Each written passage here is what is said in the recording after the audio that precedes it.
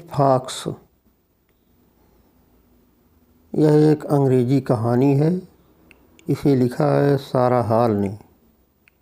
यह पति पत्नी के बेमिसाल प्यार की अद्भुत कहानी है। तो चलिए सुनाता हूँ मिसेज फॉक्स। इसमें कोई शक नहीं कि वह अपनी पत्नी से बहुत प्रेम करता है। दिन भर काम करने के दौरान भी वह उसे देखने के लिए हमेशा लालायित रहता है। ऑफिस से घर लौटते वक्त जब वह ट्रेन में होता है तो अपने मन में कल्पना करता है कि बेडरूम से निकलकर जाते हुए उसकी बीवी के कंधे से मैक्सी फिसलकर नीचे गिर गई। अक्सर वह घर पहले पहुंच जाता है, जबकि उसकी बीवी अपनी ऑफिस से कार खुद ड्राइव करती हुई उसके बाद पहुंचती है। वह पहुंचते ही गिलास में एक ड्रिंक तैयार करता है और सोफे पर ढह जाता है। जब सदर दरवाज़ा खुलता है तो वह चौंक पड़ता है। वह उसके इंतज़ार में तैयार होकर बैठ जाता है कि वह आएगी, उसके पास बैठेगी और दिन भर के अपने कामकाज के बारे में उसे बताएगी। लेकिन उसका मन टूट जाता है जब वह सीधे किचन में जाकर अपने कपड़े उतारने लगती है और अपने जूतों के तस्मे खोलती है। कुछ देर बाद जब वह अपना मेकअप उतारने आईने के सामने खड़ी होती है तब कहती है, हेलो डार्लिंग। उसकी आंखें पर्शियन महिलाओं की आँखों से बड़ी बड़ी, खूबसूरत और भूरी हैं, लेकिन वह है अंग्रेज। नीली स्कर्ट में उसकी पतली कमर और गोल गोल नितंबों का आकार साफ साफ दिखाई देता है और वह स्त्री सुलभ अदाओं से धीरे धीरे घर में इधर उधर चलती रहती है। सोफे पर बैठे बैठे वह उसे ही देखता रहता है। ब्लाउज के कॉलर के नीचे उसके गले में बढ़िया सोने की एक चेन के साथ उसकी शादी का लॉकेट झूल रहा है। हेलो कहकर वह उसके पास चला जाता है। उसके हाथ उसकी पैंट की जेबों में हैं। वह उसे चूमने के लिए उसके ऊपर झुकता है। एकदम निश्चल प्रेम है उसका। उसे यकीन है कि वह सिर्फ उसी की है। वह जब चाहे उसे चूम सकता है, भोजन रात का हो या सुबह का। दोनों मिलकर पकाते हैं। नए ज़माने का यही दस्तूर है। पति पत्नी दोनों कामकाजी हैं, दोनों व्यस्त रहते हैं, इसलिए घर का हर काम मिल बांट कर करते हैं। ब्रेकफास्ट और डिनर दोनों एक साथ करते हैं। जब तक घर पर रहते हैं दोनों एक दूसरे से बातें करते हैं और म्यूजिक भी सुनते हैं, लेकिन कोई ख़ास नहीं, बस ऐसे ही। अभी उनके बच्चे नहीं हैं। नीचे कुछ समय बिताने के बाद वे सीढ़ियों से होकर ऊपर चले जाते हैं और सोने की तैयारी करते हैं। वह पहले पेशाब करता है और फिर अच्छे से अपना चेहरा धोता है। दिन भर के तनाव से अपने शरीर को निजात दिलाने के लिए वह बिल्कुल निर्वस्त्र होकर सोता है। उसकी पत्नी भी उसके साथ नंगे बदन ही सोती है। वह सोने से पहले शावर के नीचे स्नान करती है। विश्वसनीय रूप से उसकी त्वचा मखमल की तरह मुलायम है और जांघें सुडौल हैं। उसकी वजाइना के इर्द गिर्द उगी हुई कोमल रोमावलियाँ सूख जाने पर खुरखुरी हो जाती हैं और जब वह उन पर अपना हाथ फेरता है तो उनसे कड़कड़ की आवाज़ निकलती है। इसके विपरीत उसके अंदर का भाग अत्यंत मृदु रहता है। इस रहस्य को वह हर रात सुलझाने की कोशिश करता है। सेक्स करते समय वे हमेशा नए नए आसन का प्रयोग करती हैं, जिससे उन्हें हर दिन नएपन का एहसास होता है। सेक्स के बाद वह बाथरूम में जाकर देर तक अपनी बॉडी की अच्छी तरह सफाई करती है। उसके बाद जब सोने के लिए आती है तो उसका पति आराम से गहरी नींद ले रहा होता है। वह उससे पूरी तरह से संतुष्ट कभी नहीं होता। उसके मन में उसे लेकर हमेशा बहुत से बेकार के कामुक ख्याल आते रहते हैं, इसलिए बात बात पर वह उसके ऊपर झल्लाता रहता है। समय पर बिल न भर पाने के लिए वह उस पर झल्लाता है। कभी बाथरूम से गीले कपड़े उठाने पड़ गए तो भी झल्ला पड़ता है। बाथरूम ज़रा सा गंदा दिखा तो भी झल्ला पड़ता है। लेकिन जब वह काम के सिलसिले में कहीं दूर चला जाता है और कई दिनों तक घर नहीं आ पाता है तो पत्नी को याद कर कर के पोर्नोग्राफी देखता है। उसके ख्यालों में दूसरी औरतें आती हैं। अगर ऑफिस में अथवा ट्रेन में वह किसी सुंदर, आकर्षक और सेक्सी महिला को देखता है तो उसके मन में बुरे ख्याल आते हैं और तब वह अपनी पत्नी की जगह उसे रिप्लेस करने के बारे में कल्पना करने लगता है। लेकिन यथार्थ के धरातल पर उतरते ही वह डर जाता है, क्योंकि वह अपनी पत्नी के अलावा किसी दूसरी औरत के बारे में सोच ही नहीं सकता। दरअसल चीज़ों का महत्व उनके ना होने पर ही महसूस होता है। और पत्नी, वह तो अधिकांश चालाक औरतों की तरह कुछ कुछ अबूझ लगती है। वह दिलकश है, सेक्सी है, लेकिन मुकम्मल वफादारी के लिए सिर्फ सेक्स की ज़रूरत पूरी कर देना ही काफ़ी नहीं होता है। 1-8 बार वह उसके साथ विश्वासघात कर चुकी है। बचपन में ही ऐसा कुछ हुआ कि वह अलहदा हो गई। वह यह नहीं चाहती कि उसका पति उससे हमेशा रोमांटिक बातें करता रहे। उसकी इसी बेरुखी की वजह से वह उसे अधिक चाहता है। कम प्यार करने वाले को दरअसल हमेशा ज़्यादा प्यार मिलता है। अच्छे से नहा धोकर जब वह पति के पास बिस्तर में सोने के लिए जाती है तो वह जंगलों, अंधकारमय गलियों, बिलों, जड़ों और स्थलों के भूगर्भिक स्वप्न देखती है। उसके पर्स में पैसे और मेकअप के सामानों के साथ एक छोटी सी बैंगनी रंग गेंद होती है। वैसे बेकार की चीज़ है, लेकिन वह उसे रखती है तो रखती है। कौन पूछे कि क्यों रखती है। नाम सोफिया है उसका, सोफिया गार्नेट। उनका घर आधुनिक दर्जे का है और वह नगर के बाहरी हिस्से में स्थित एक कस्बे में पड़ता है। उसे हरे, सुनहरे, पीले और धूसर रंगों से पेंट किया गया है। उसके सभी कोने सुदबस हैं, धरातल सपाट एवं विस्तृत है तथा उसमें फर्नीचर की अच्छी साज सज्जा है। घर बनाने में जितनी ईंटें लगीं केवल वही वे नकद खरीद सके और सब उन्होंने बैंक से लोन करवाया। हर गुरुवार को वहाँ सफाई करने वाली आती है। उनके घर के आसपास बहुत से घर हैं जो शहर के किनारे पड़ी परती ऊसर ज़मीन में अभी नए नए बनाए गए हैं। एक दिन सुबह वह अपनी पत्नी को टॉयलेट में उल्टी करते हुए पाता है। वह आगे की तरफ झुकी हुई है और जोर जोर से उबकाई ले रही है, लेकिन पेट से कुछ बाहर नहीं आ रहा है। आगे की तरफ लगातार झुके झुके उसकी रीढ़ की हड्डी अकड़ जाती है। उसकी बाहर निकली हुई हड्डियाँ, खुला हुआ मुँह और गले से खर खर की आती आवाज़, सारा कुछ चिंताजनक था, क्योंकि अभी तक उसकी पत्नी कभी बीमार नहीं पड़ी है। वह उसका कंधा अपने हाथों से छूता है और पूछता है, तुम ठीक तो हो कि मैं कुछ करूं? वह मुड़ती है, उसकी आंखें उगरी हुई हैं, उसे बुखार है, उसका चेहरा लाल हो गया है। वह अपना सिर हिलाती है। वह कहती है, तुम कुछ मत करो, घबराओ मत, मैं ठीक हो जाऊंगी। उबकाई आते आते उसे कै हो गई। वह ढक्कन बंद करती है और फलस चलाकर खड़ी हो जाती है। उसे कुछ आराम मिलता है। फिर वह सिंक के ऊपर झुकती है और टोंटी से ही रोक कर 2-3 चिरुआ घटर घटर पानी पी लेती है। फिर एक तौलिए से अपना मुंह पोंछती है। चिंता मत करो, अब मैं ठीक हूँ, वह कहती है। थोड़ी देर के बाद वह बाहर जाने के लिए तैयार होती है। वह अपने कपड़े पहनती है, स्कर्ट की जिप बंद करती है और पैरों में जूते पहनती है। मैं अभी ब्रेकफास्ट नहीं करूँगी, कुछ बाद में कर लूँगी कहकर वह जाने को होती है। जाने से पहले वह उसे चूमती है। उसे कुछ खट्टी डकार सी आ रही है। वह चली जाती है। सदर दरवाजे के बंद होने और कार स्टार्ट होने की आवाज़ उसे सुनाई पड़ती है। सोफिया की कद काठी बहुत मजबूत है। वह पति के साथ बार बार हम बिस्तर नहीं होती है। शाम को घर आने पर वह उसकी टाई पकड़कर अपनी ओर खींचती है। वह उसके स्वास्थ्य को लेकर कई दिन उसे घबराया हुआ था, लेकिन अब उसने राहत की सांस ली। वह उसके स्कर्ट की बेल्ट में हाथ डालकर अपनी उंगलियां फिराने लगता है। वह उसे मना नहीं करती है, बल्कि अपनी इच्छा जाहिर करती है कि वह ऐसा ही करता रहे। तब वे ऊपर चले जाते हैं और निर्वस्त्र हो जाते हैं और सेक्स करते हैं। सेक्स के दौरान वे पहले से भी ज़्यादा देर तक टिके रहते हैं। वह चरमोत्कर्ष पर पहुंचकर रुक जाता है और देर तक चरम सुख का अनुभव करता है, लेकिन सोफिया चरमोत्कर्ष तक नहीं पहुंच पाती है।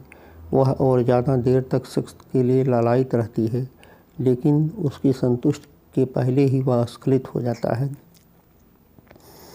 वे देर रात को बिस्तर पर ही भोजन करते हैं, बच्चों की तरह कटोरों से दूध बाहर छलकाते हैं और अपनी गृहस्थी की इस छोटी सी दिलेरी पर वे लाहौर को होकर हंसते हैं। इतने खुश हैं जैसे वे अभी पहली बार मिले हों। कल वीकेंड है, मौज मस्ती करने का दिन, लेकिन उसकी पत्नी पहले की तरह देर तक नहीं सोई। जब वह जगा तो वह बाथरूम में थी। वहाँ टूटी से पानी गिर रहा था। पानी की आवाज़ के साथ एक और आवाज़ हो रही थी, जैसे किसी घायल, जले हुए या कटे हुए की चीखने की आवाज़। क्या फिर उसकी तबीयत खराब हो गई?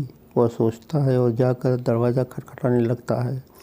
फिर आवाज़ लगाता है, सोफिया, सोफिया, ये सोफिया।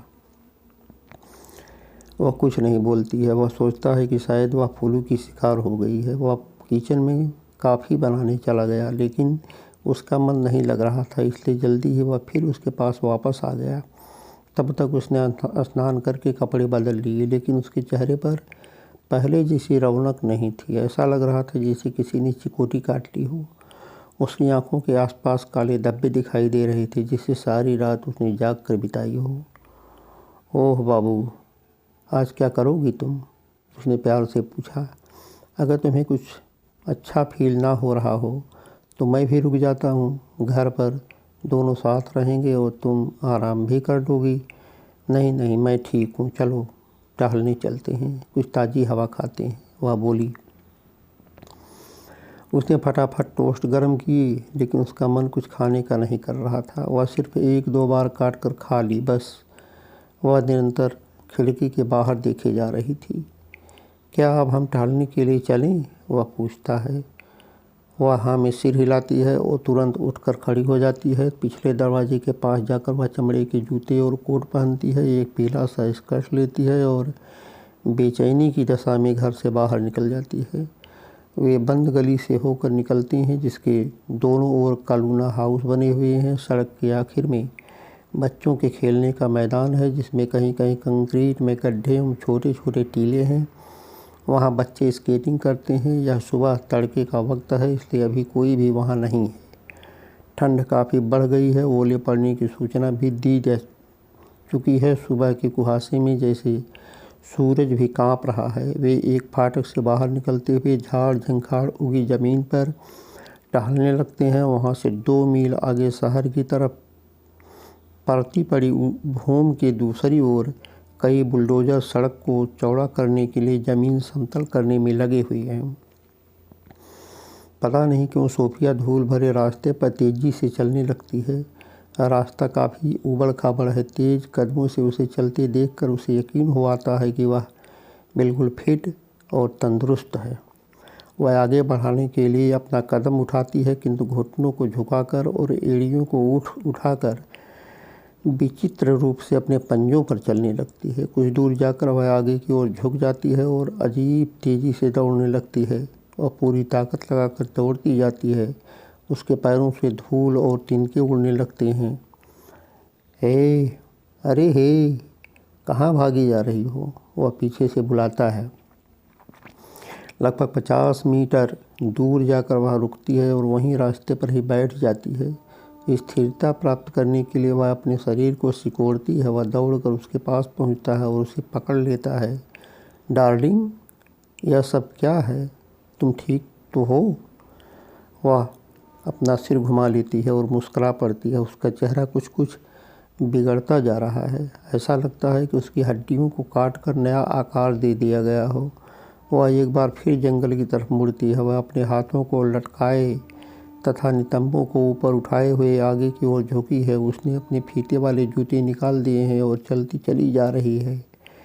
अब उसने फिर से दौड़ना शुरू कर दिया, घुटनों और हाथों के बल जमीन की एकदम करीब, तेज और आकर्षक ढंग से। वह जितना दौड़ती जा रही है उतना ही लघु से लघुतर होती जा रही है। जितनी दूरी बढ़ रही है उतनी ही वह छोटी होती जा रही है। औरत से अब वह लोमड़ी बन चुकी है।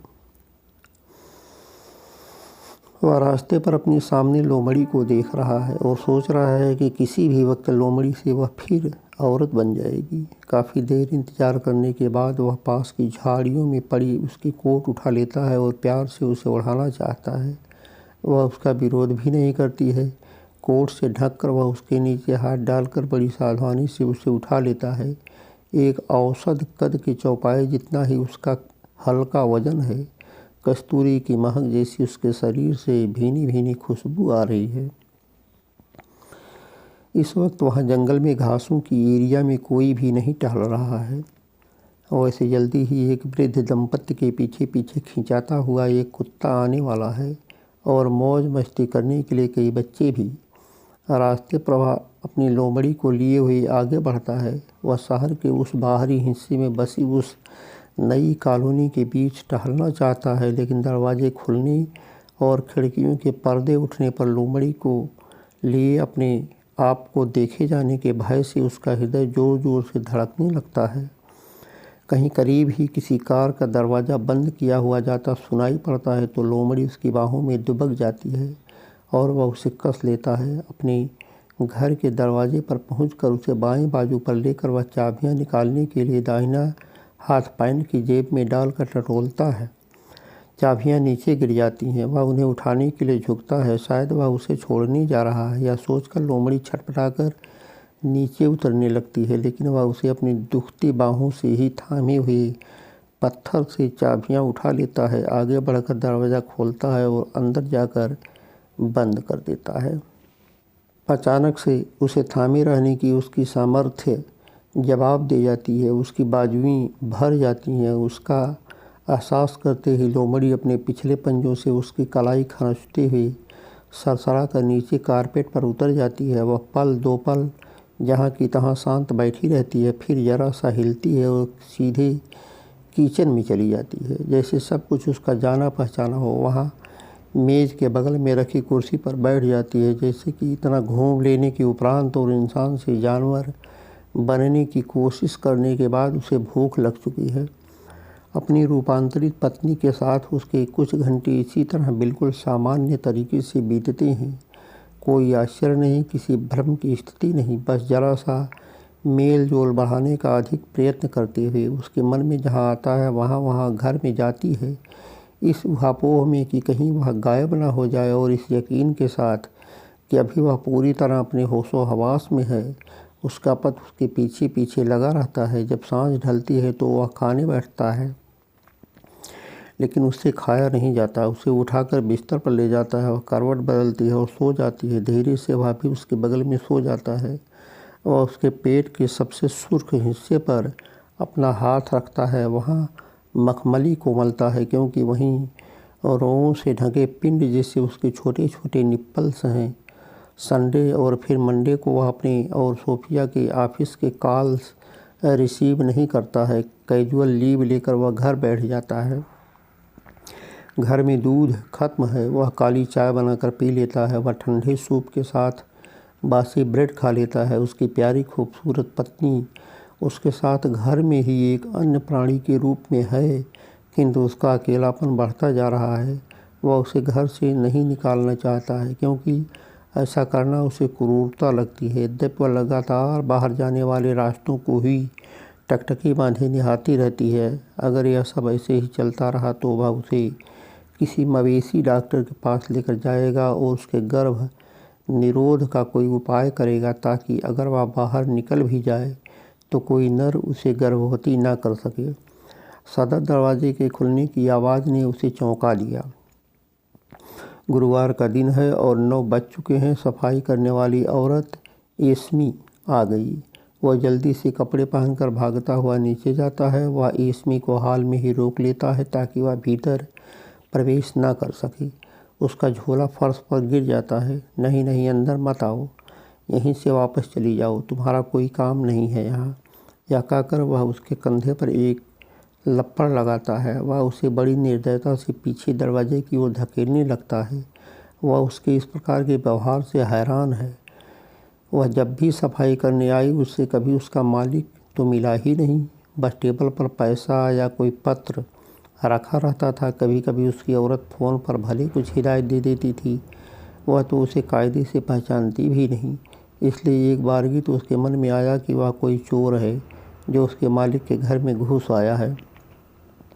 अरे क्या क्या कर रहे हो तुम? हाथ हटाओ। मैं वह देख रहा है कि एस्मी नाकाबंदी करने पर और एक आदमी द्वारा धकियाए जाने पर एकदम हैरान है। वह होश में आता है और उसे छोड़कर कहता है, एस्मी सुनो, इस हफ्ते कोई सफाई वफाई मत करो। मेरे घर में एक बहुत ही भयानक संक्रामक बीमारी आ गई है और मैं नहीं चाहता कि वह बीमारी तुम्हें भी लग जाए। क्या सोफिया उस बीमारी की चपेट में आ गई है? एस्मी ने घबरा कर कहा। हाँ, पूरी तरह से। उसे किसी चीज़ की ज़रूरत तो नहीं है? मैं दवाखाने से ला सकती हूँ, मुझे उसकी बड़ी फ़िक्र हो रही है। नहीं नहीं, थैंक यू। वह चाहता है कि वह जल्दी से चली जाए। एस्मी उसकी बातों में आ जाती है, झोला उठाती है और धीरे से अपना रास्ता नाप लेती है। उसके बाहर निकलते ही वह दरवाज़ा बंद कर देता है और हॉल की खिड़की के पास खड़े होकर बाहर झांकता रहता है। नाक भौं सिकोड़े हुई एस्मी उसके बेडरूम की तरफ ऊपर निहारते हुए जा रही है। अपनी कार के पास पहुंचकर वह उसमें बैठती है और कार ड्राइव करती हुई चली जाती है। जब वह लौट कर आता है तो लोमड़ी ऊपरी सीढ़ी पर खड़ी मिलती है। जहाँ भी वह काला चकलीदार दुर्गंधहीन गोबर करती है वह उसे साफ कर देता है ताकि उसे यह न लगे कि वह उससे घृणा करने लगा है। यह सब करते हुए वह अपने मन में सोचता है कि कहीं वे बूढ़े होते और उसकी सारी जिम्मेवारी उसकी पत्नी पर होती तो क्या वह यह सब कुछ नहीं करती। फर्श पर वह प्लेट में दूध में भीगे ब्रेड, पका हुआ चिकन और ऐसी ही उसे पसंद आने वाली चीज़ों के साथ और बहुत कुछ रख देता है। वह कोशिश करता है कि वह खुश रहे, लेकिन वह हमेशा भौहें टेढ़ी करके उसकी तरफ मगरूर निगाहों से देखती रहती है, जिससे लगता है कि वह संतुष्ट नहीं है।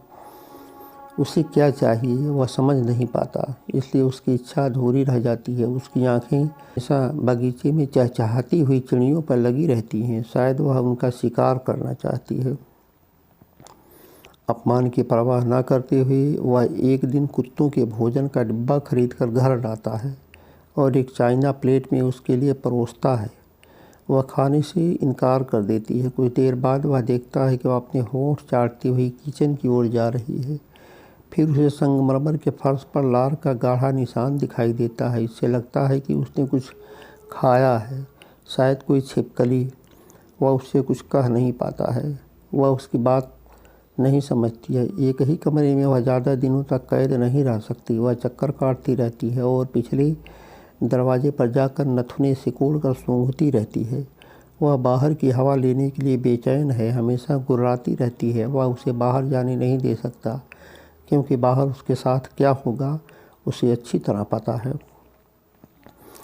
जब उसे बाहर जाना रहता है तो वह आहिस्ता आहिस्ता पांव रखते हुए सदर दरवाजे की तरफ बढ़ता है और बाहर निकलकर फौरन दरवाज़ा बंद कर देता है। फिर अंदर आने के समय भी सावधान रहता है। इस तरह वह पूरी तरह से सावधान रहता है कि वह कभी बाहर न निकल जाए। वह सफाई करने वाली औरत को फ़ोन कर दिया कि अब उसके घर में सफाई करने की कोई ज़रूरत नहीं है। एक दिन वह कसाई के यहाँ से कच्चा गोश्त खरीदता है। घर लाकर खेल खेल में फर्श पर उसके सामने फेंक देता है। वह मांस का एक गुलाबी टुकड़ा दांतों से पकड़ती है और लेकर दूर चली जाती है।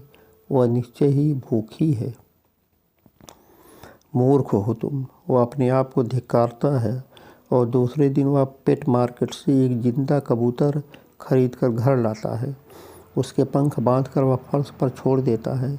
वह फड़फड़ाकर उड़ने की कोशिश करती है, लेकिन तभी लोमड़ी उसके पास आ जाती है। वह उसे देखकर जोश से भरी हुई है।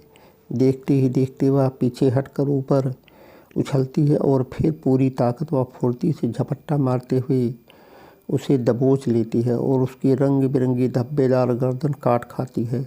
वह उसके सिर को बड़ी बेरहमी से मरोड़ देती है। दांतों से काटते चबाते हुए उसका मुंह मशीन की तरह चल रहा है।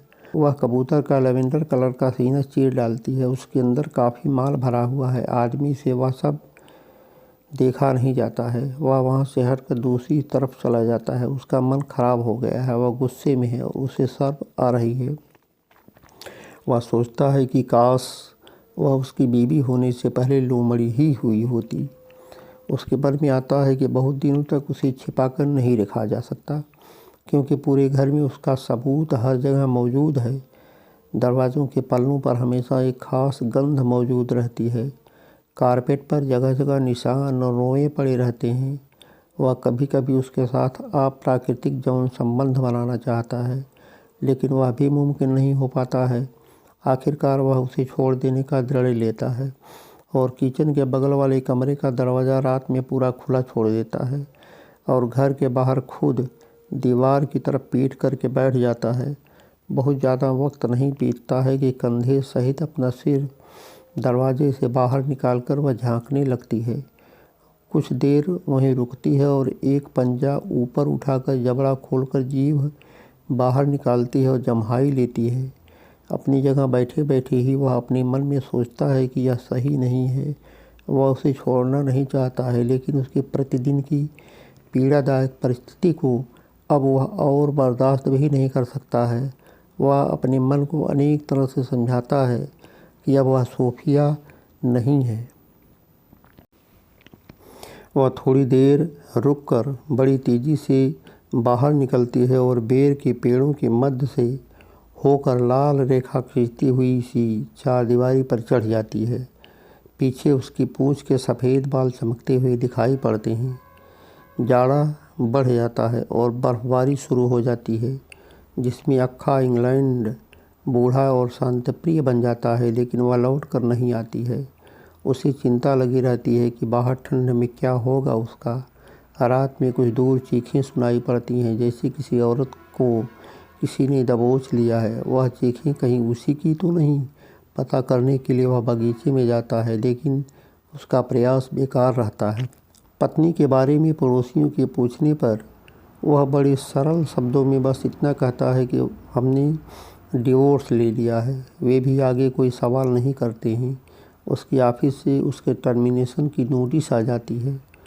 वह अन्यत्र काम ढूंढ लेता है और वहाँ अपने सहकर्मियों के साथ बड़ी नरमी से पेश आता है।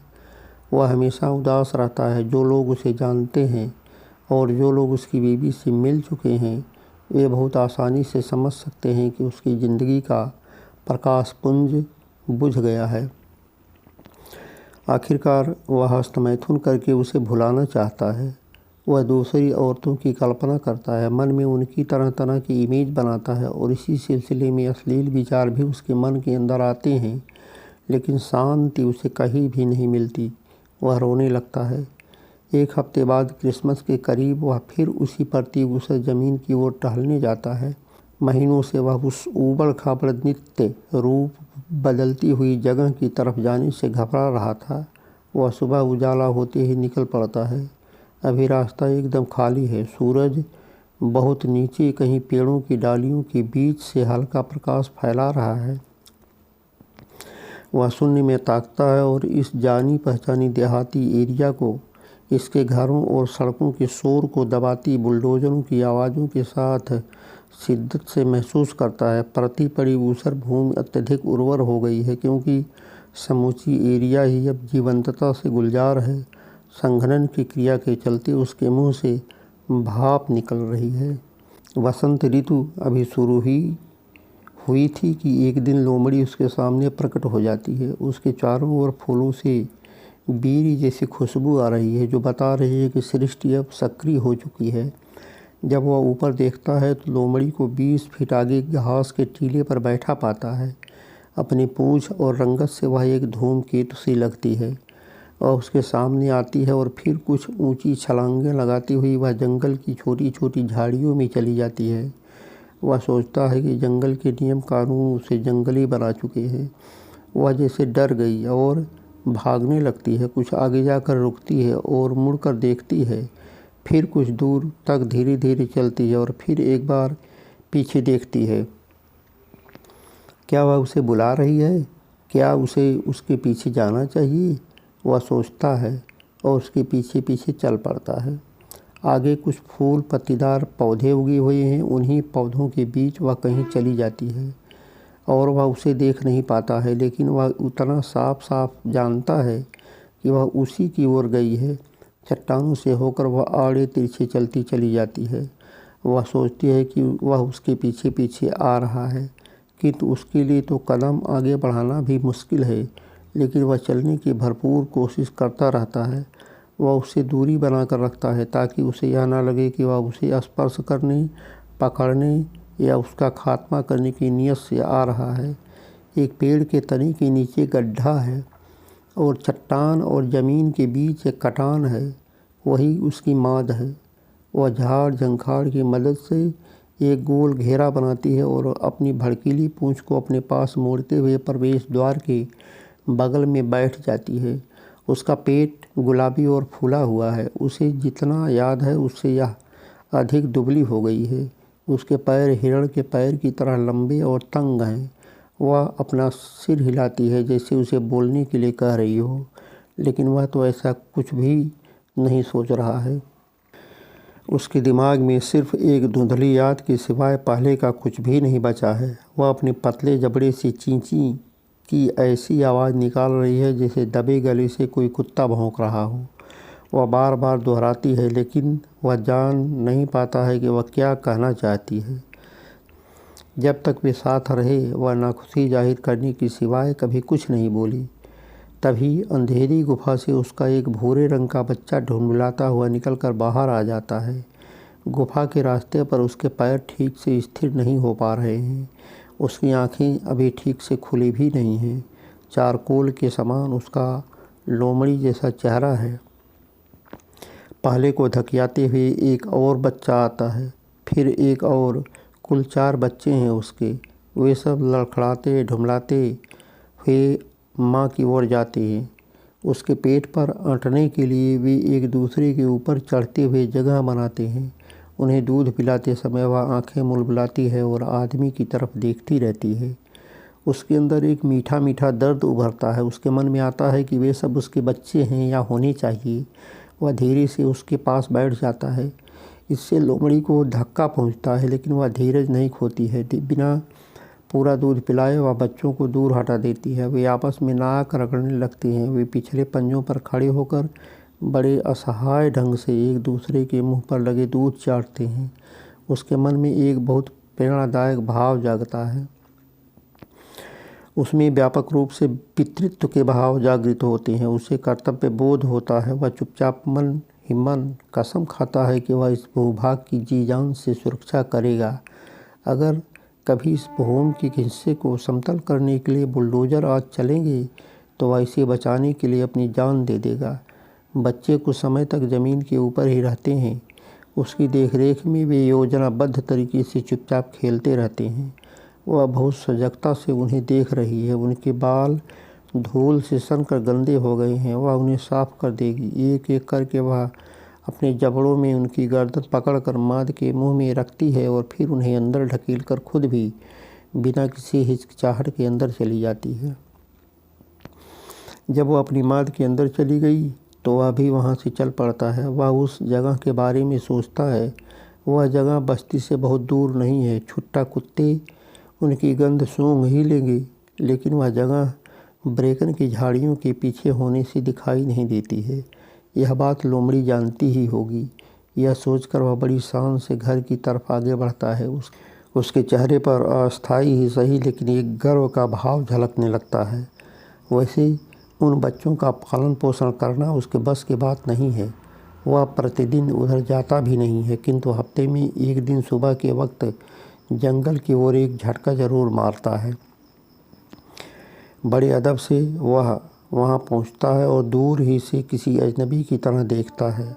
वह कभी उन्हें पकड़ने की कोशिश नहीं करता है, लेकिन उनकी एक झलक पाना चाहता है।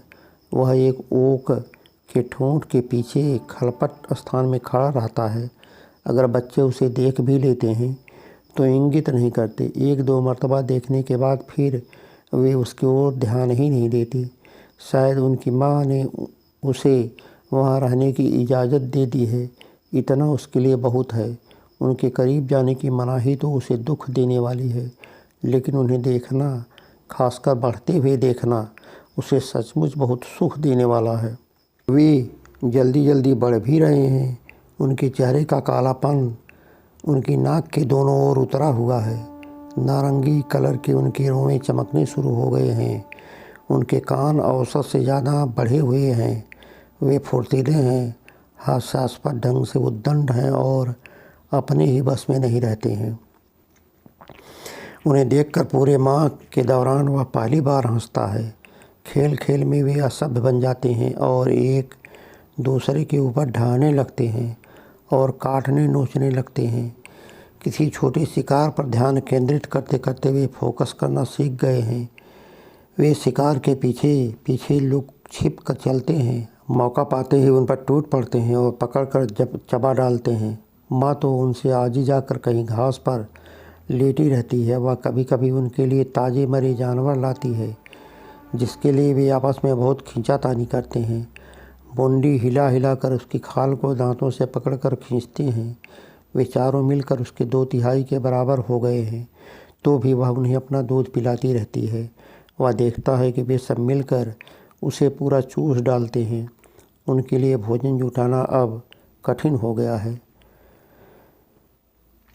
वह दुविधा में जी रहा है। वह काम करता है, अपने ऑफिस स्टाफ से बातें करता है, सुपरमार्केट जाकर सामान खरीदता है, लेकिन वह किसी लड़की के साथ डेट पर जाने से मना कर देता है। फिर भी अपनी ज़िंदगी से संतुष्ट दिखता है। उसके कुलीग्स हैरान हैं कि कहीं उसने कुछ चुपचाप कोई गुल तो नहीं खिला लिया।